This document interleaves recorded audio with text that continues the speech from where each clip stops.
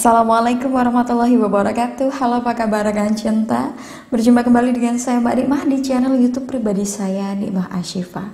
Di video kali ini saya akan menjawab pertanyaan dari rekan cinta yang mana beliau itu mengalami masalah keluarga, tetapi ini adalah masalah dia posisinya sebagai anak, di mana orang tuanya itu selalu saja bertengkar di hadapannya.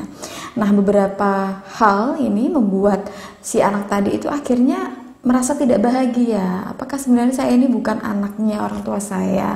Lalu apa yang bisa saya lakukan Mbak Nikmah dalam kondisi seperti ini? Karena saya tuh kadang merasa iri.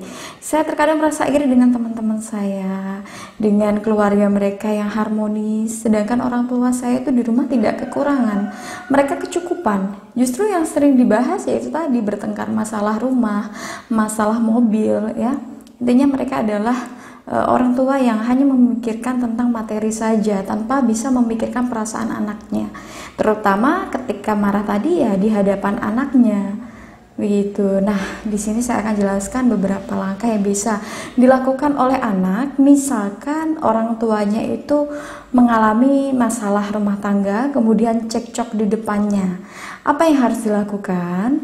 Yang pertama, apabila cekcok tersebut itu ya memicu terjadinya kekerasan, maka sangat penting sekali bagi anak untuk menghindar, ya, baik itu kekerasan secara verbal maupun kekerasan secara fisik. Coba untuk tenangkan diri Anda, ya. Anda harus menjauh dari percekcokan tadi.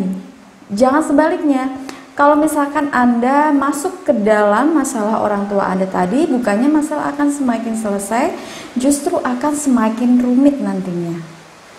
Justru anak yang akan disalahkan, dijadikan bulan-bulanan oleh orang tuanya. Nah, kemudian hal kedua yang penting juga untuk dilakukan oleh seorang anak setelah masalah tersebut reda ya, tentu anak harus bisa komunikasi dengan orang tuanya. Komunikasi baik-baik. Tanyakan dulu kepada ayahnya, ya, atau kepada ibunya dulu. Yang penting anak harus bicara empat mata dengan salah satu orang tuanya, ya, bergantian gitu ya.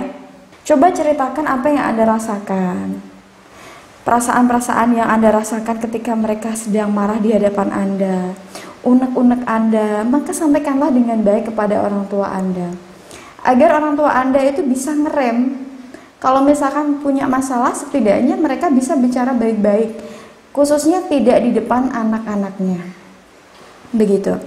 Nah, kemudian yang ketiga yang perlu untuk dilakukan adalah anak harus terus mendoakan orang tuanya. Jangan justru membenci orang tua ya.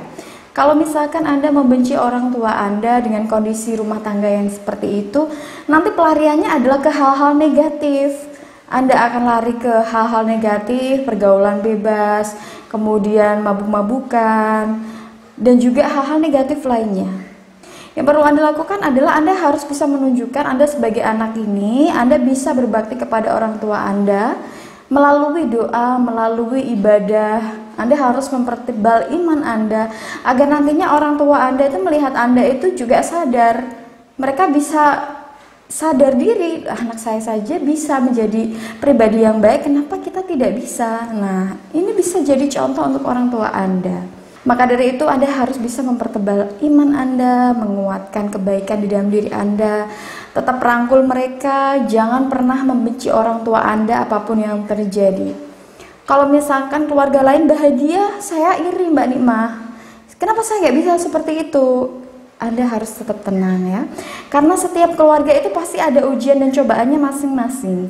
Bisa jadi keluarga teman Anda tadi harmonis, tetapi dari segi keuangan mereka pas-pasan, atau bahkan kekurangan. Anda harus bisa melihat orang yang jauh di bawah Anda, agar Anda tetap bisa merasa bersyukur. Rasa syukur ini sangat penting sekali untuk menguatkan keimanan Anda tadi. Ya, jadi sangat berkaitan ya, saling berkaitan, dan Anda sangat penting sekali untuk bisa mengelola perasaan Anda sendiri, khususnya adalah merasa bersyukur.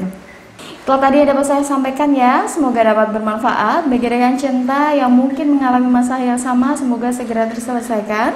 Dan bagi Anda yang mau Dan bagi Anda yang ingin konsultasi seputar asmara dan rumah tangga juga silahkan Anda bisa menghubungi di nomor yang ada di deskripsi di bawah ini. Dan jangan lupa untuk kunjungi situs resmi saya di www.motivatorcinta.com. Wujudkan bahagia dengan cinta. Wassalamualaikum warahmatullahi wabarakatuh.